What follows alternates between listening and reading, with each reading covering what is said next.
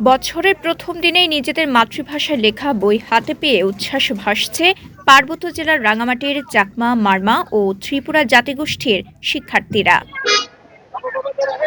সারা দেশের মতো রাঙামাটির ১০ উপজেলার ৭৬০টি সরকারি প্রাথমিক বিদ্যালয়ে প্রাক প্রাথমিক থেকে তৃতীয় শ্রেণী পর্যন্ত একযোগে পাহাড়ি শিক্ষার্থীদের মাঝে বিনামূল্যে পাঠ্য বই বিতরণ করা হয়েছে। আমি ত্রিপুরা ভাষার বই পেয়েছি, এখন আমি খুব খুশি। আমি এখন ত্রিপুরা ভাষা সম্পর্কে আরো বেশি জানবো।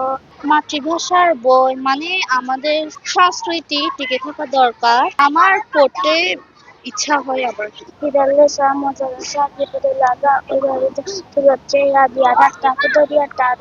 সকালে বনরূপা মডেল সরকারি প্রাথমিক বিদ্যালয়ে আয়োজিত বই বিতরণ অনুষ্ঠানে রাঙামাটি পার্বত্য জেলা পরিষদের চেয়ারম্যান কৃষিবিদ কাজল তালুকদার ও জেলা প্রাথমিক শিক্ষা অফিসার মোহাম্মদ কফিল উদ্দিন উপস্থিত থেকে শিক্ষার্থীদের হাতে বই তুলে দেন।